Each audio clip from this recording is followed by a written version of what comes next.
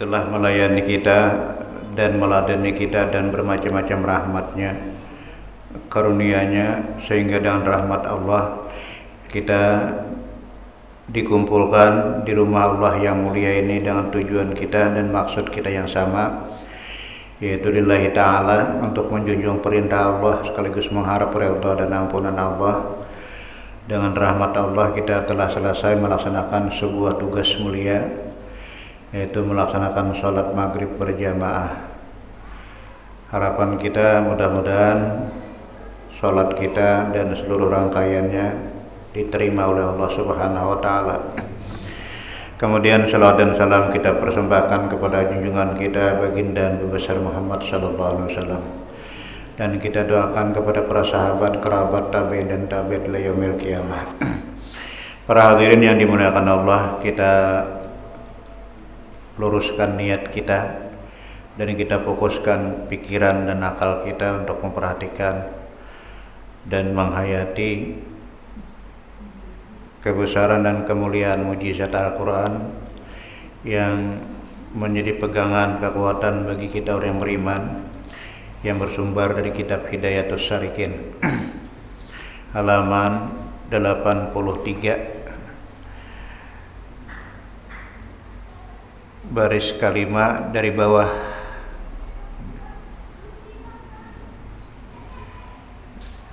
Bismillahirrahmanirrahim. Qala musannifu rahimahullah ta'ala wa nafa'ana bihi wa bi'ulumihi fid dharain amin wa bihi nasta'in wa la haula wa la quwata illa billahil aliyyil azim.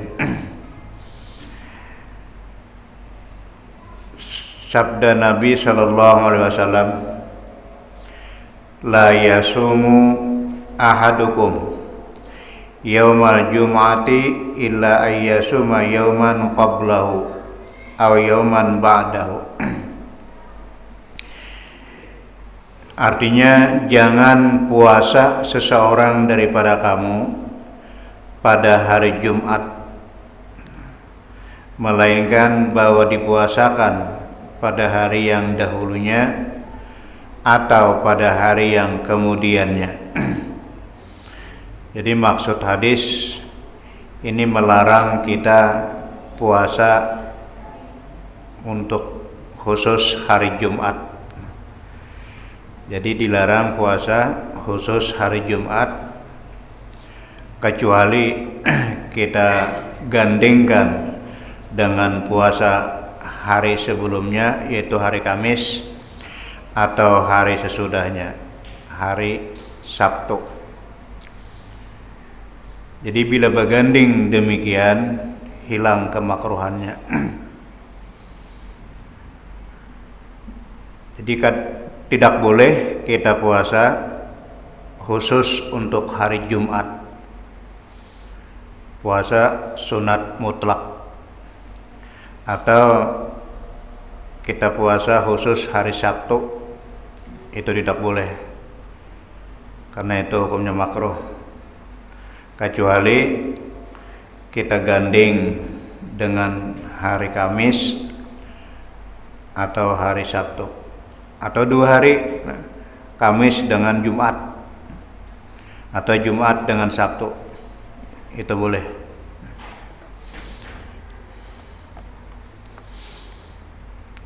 Kata Imam Al-Ghazali, fatukaffaru zunubul asbu bisaumil isnain wal khamisi wal jumu'ati wa zunubu syahri takaffuru bil yaumil awal minasyari wal yaumil awsati wal yaumil akhiri wal ayyamil bait wa tukaffaru zunubu sunnati bisiyami hadhil ayyam wal ashuri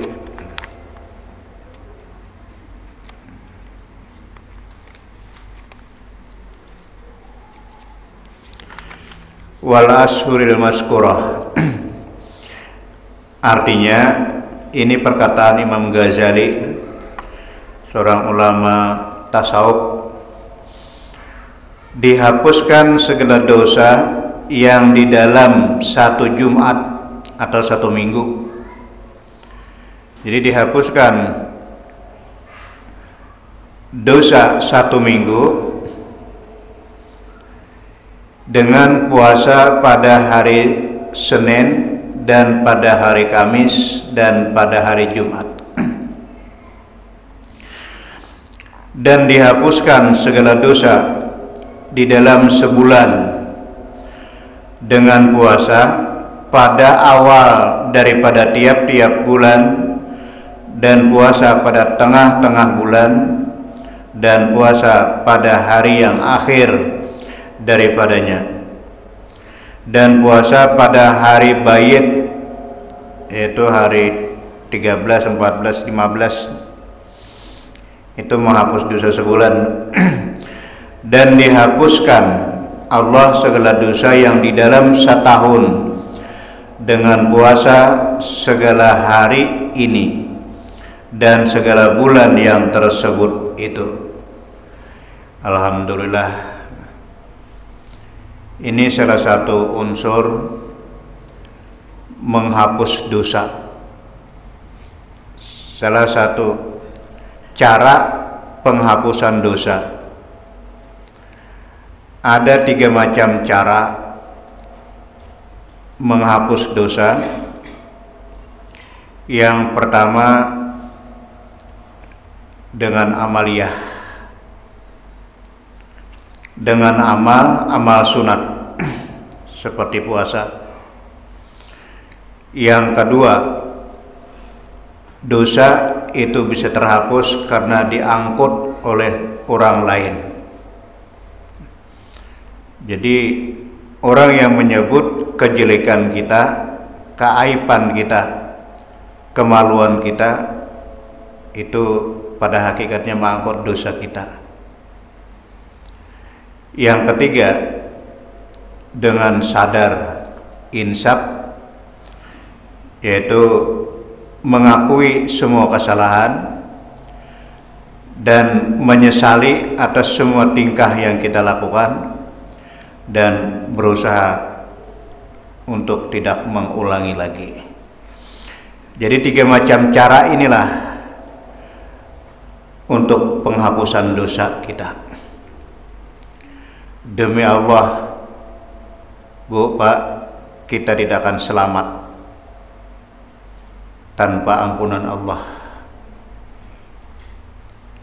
Jadi dosa adalah dinding, pagar antara Khalik dan makhluk, antara kita dan Allah.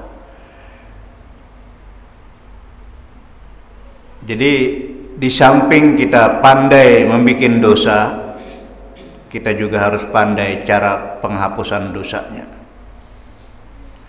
Di sini di setiap amal-amal sunat, amal-amal sunat yang diperintahkan Allah dan Rasulnya, itu fungsi pertamanya adalah penghapus dosa.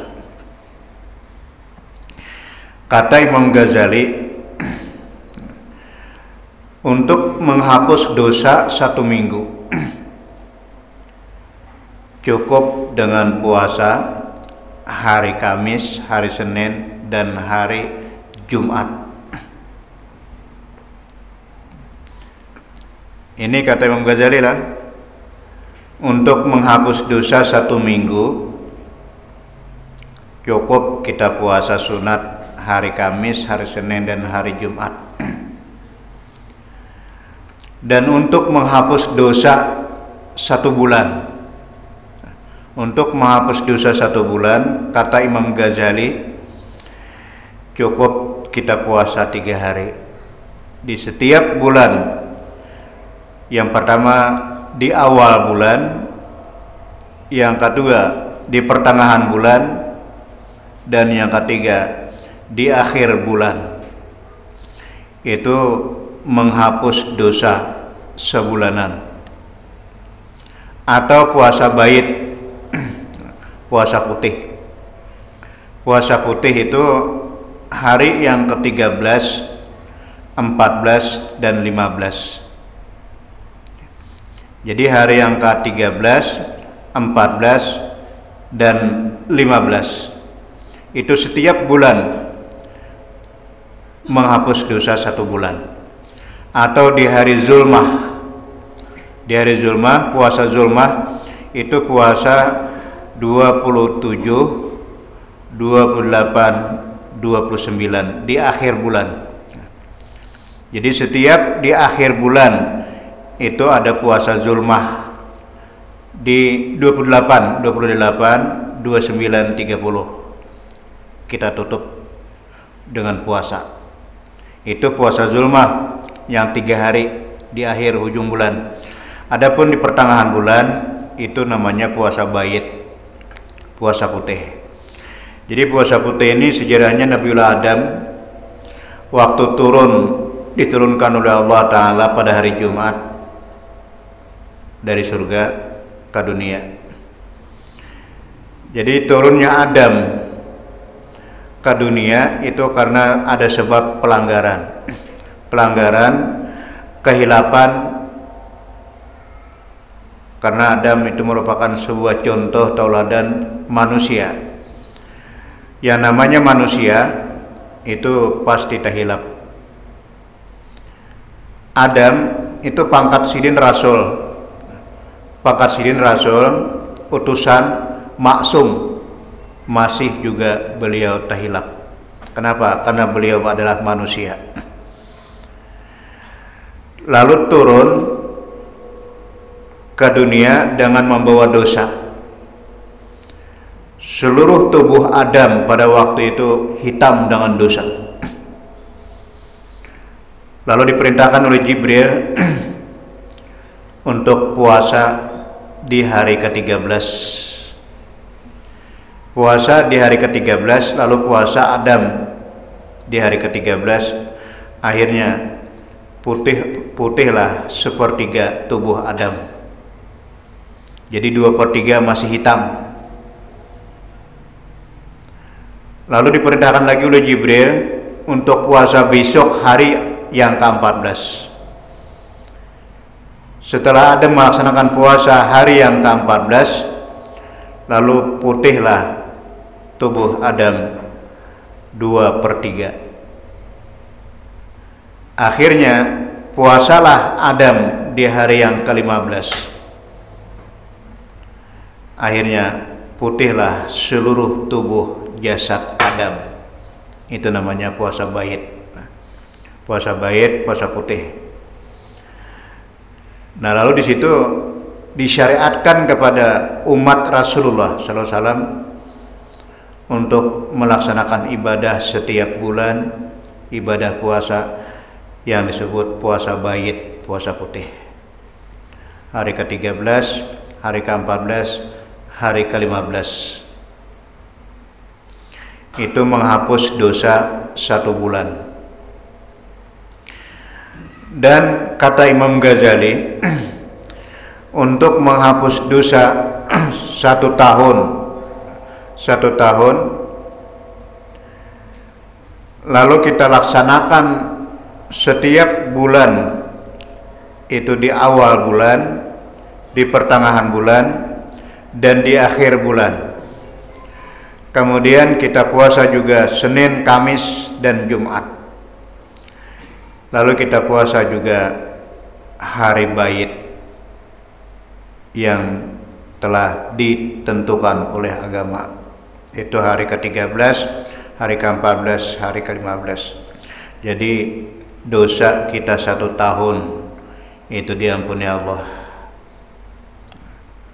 Jadi alhamdulillah,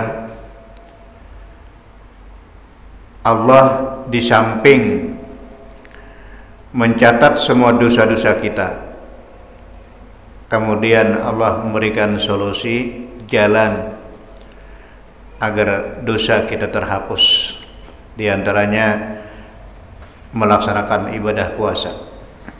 Jadi seluruh ibadah, seluruh perintah yang sunat itu fungsi pertamanya adalah penghapusan dosa. Kita sambung. Dan lagi kata Imam Al-Ghazali, wala tazunnu idza sumta anna sauma huwa tarkut ta'am wa syarab wal wiqa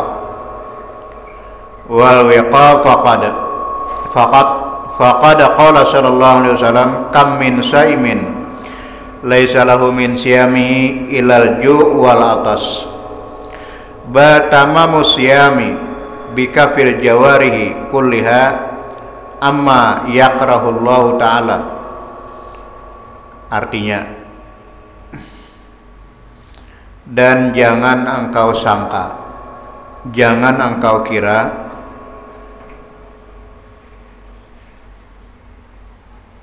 apabila engkau puasa bahwa puasa itu yaitu memadailah atau mencukupilah meninggalkan makanan dan minuman dan jima. Jadi jangan kita kira bahwa puasa itu meninggalkan makanan, meninggalkan minuman, dan meninggalkan jima.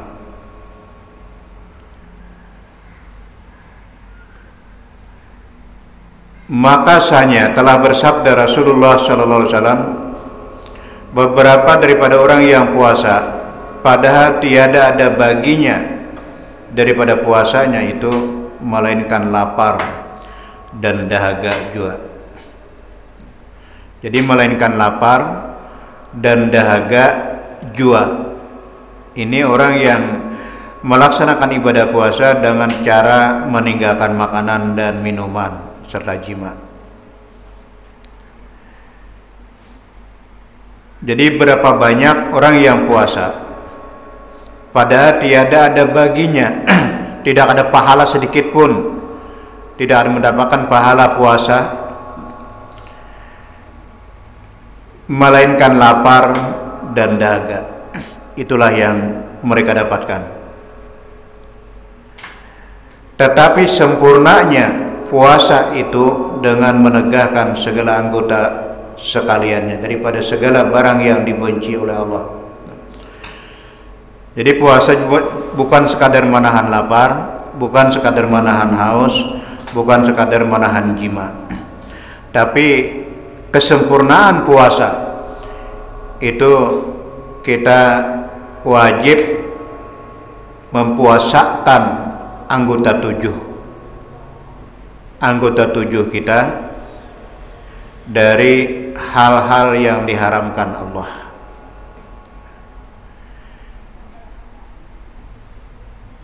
Jadi yang dibenci oleh Allah jangan kita lakukan, yang dilarang oleh Allah jangan kita lakukan di saat kita melaksanakan ibadah puasa. Itu namanya puasa khusus.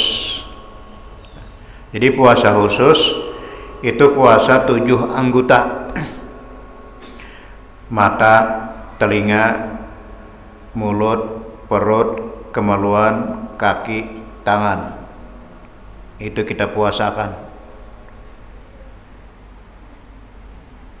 Mata kita pelihara daripada memandang yang diharamkan Allah.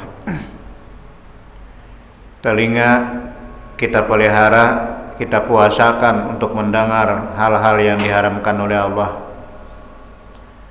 Kemudian mulut juga kita puasakan, kita jaga daripada berbuat dusta, berbuat ghibah, mencaci, memaki, dan memfitnah. Kemudian kita juga puasa kaki kita, jangan sampai melangkah kepada hal-hal yang diharamkan oleh Allah. Tangan kita puasakan, jangan sampai memegang kepada yang diharamkan oleh Allah. Jadi itu namanya puasa khusus. Jadi puasa itu ada 3 macam. Yang pertama puasa awam.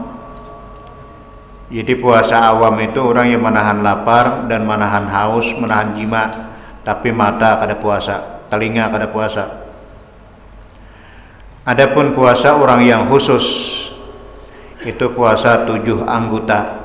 Jadi puasa 7 anggota, yaitu tangan, kaki, kemaluan, perut, mata, telinga. Adapun puasa khusus bi khusus yang ketiga, itu puasa khusus bi khusus, itu puasa hati. Jadi kalau puasa hati, kalau ada di saat waktu kita mulai imsak sampai kita berbuka, hati lupa dengan Allah, hati lupa dengan Tuhan, puasa kita batal. Jadi kalau ada memikirkan pembukaan, bertanya kepada mamanya, "Ma, hari ini kita berbuka iwak napa, Mak?" Batal puasanya. Jadi batal puasa orang yang memikirkan pembukaan karena dianggap kada yakin kepada Allah. Jadi puasa itu 3 macam. Yang pertama puasa awam, yang ketiga puasa khusus, yang ketiga puasa khusus bil khusus. Puasa awam, puasa menahan lapar, menahan haus. Ini tidak bisa mendapatkan apa-apa kecuali lapar dan dahaga. Yang kedua, puasa 7 anggota. Jadi kita puasakan mata kita puasakan telinga kita, mulut kita dari hal-hal yang dilarang oleh Allah. Dan yang ketiga, puasa khusus bi khusus. Itu puasa hati.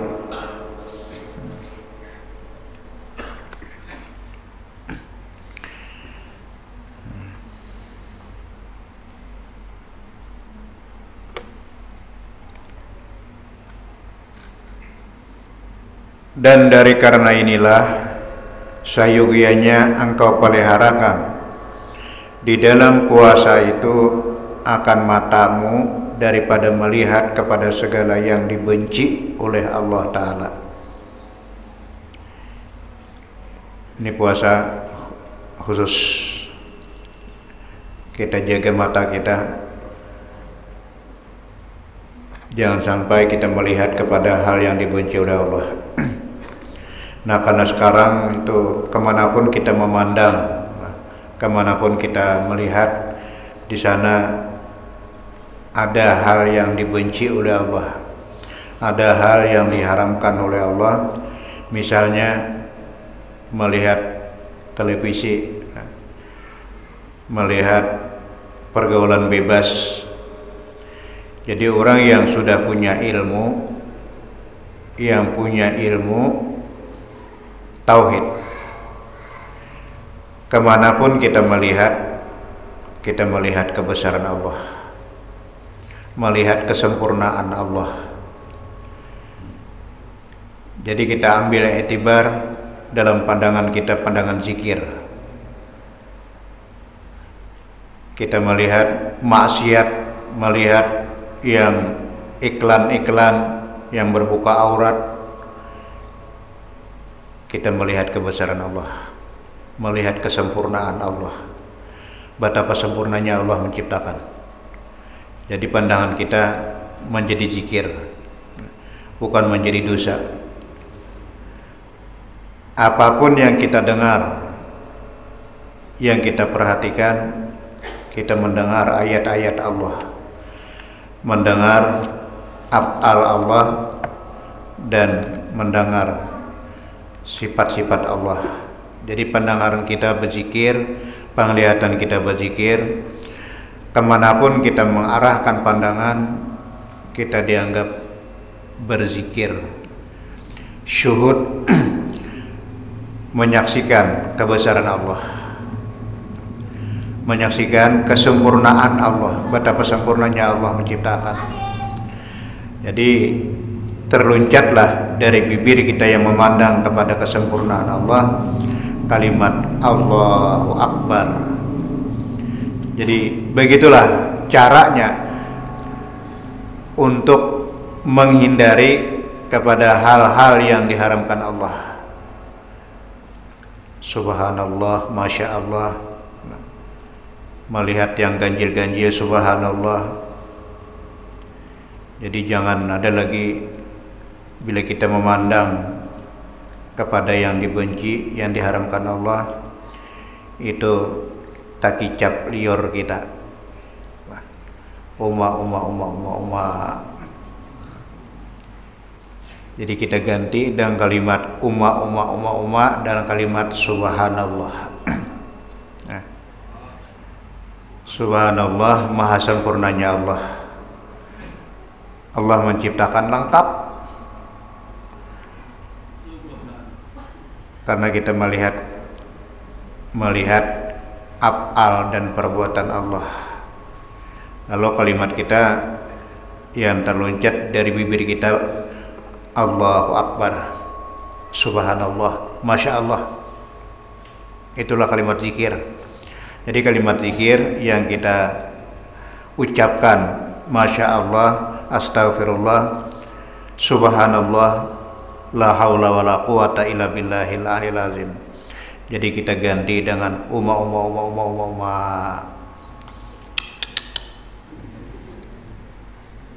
Kita hilangkan. Nah, jadi kalau kita melihat dengan ilmu, kita melihat itu berzikir. Cuma jangan banahap melihati nan dibenci dan diharamkan, jangan banahap. Jadi bila kita melihat sekali sepintas itu nikmat, kita ucapkan subhanallah, maha suci Allah. Itulah cara untuk menghindar dari pandangan-pandangan yang diharamkan Allah. Nah, jadi mudah-mudahan dengan cara demikian Allah senantiasa akan memperhatikan kita dengan rahmatnya, dengan ampunannya dan ridha-Nya. Mudah-mudahan dosa kita, kesalahan kita diampuni Allah Subhanahu wa taala, dan dosa kedua ibu bapak kita juga diampuni Allah Subhanahu wa taala, dan dosa guru-guru kita mudah-mudahan juga diampuni oleh Allah Subhanahu wa taala. Adanallah wa yakum ajmain wa lakum minkum. Assalamualaikum warahmatullahi wabarakatuh. Al-Fatihah. A'udzubillahi minasyaitonir rajim. Bismillahirrahmanirrahim. Iyyaka na'budu wa iyyaka nasta'in. Ihdinas siratal mustaqim. Siratal ladzina an'amta 'alaihim ghairil maghdubi 'alaihim waladdallin. Amin. Amin ya Allah ya Karim. Bismillahirrahmanirrahim. Alhamdulillahi rabbil alamin, wassalatu wassalamu ala asyrafil anbiya'i wal mursalin sayyidina wa maulana Muhammad wa ala alihi wa sahbihi ajmain. Allahumma inna nas'aluka 'ilman nafi'a wa qalban khashi'an wa amalan mutaqabbalan wa rizqan halalan thayyiban wasi'an katsiran bi lutfika wa karamika ya akramal akramin. Rabbana atina fid dunya hasanatan wa fil akhirati hasanatan wa qina adzabannar.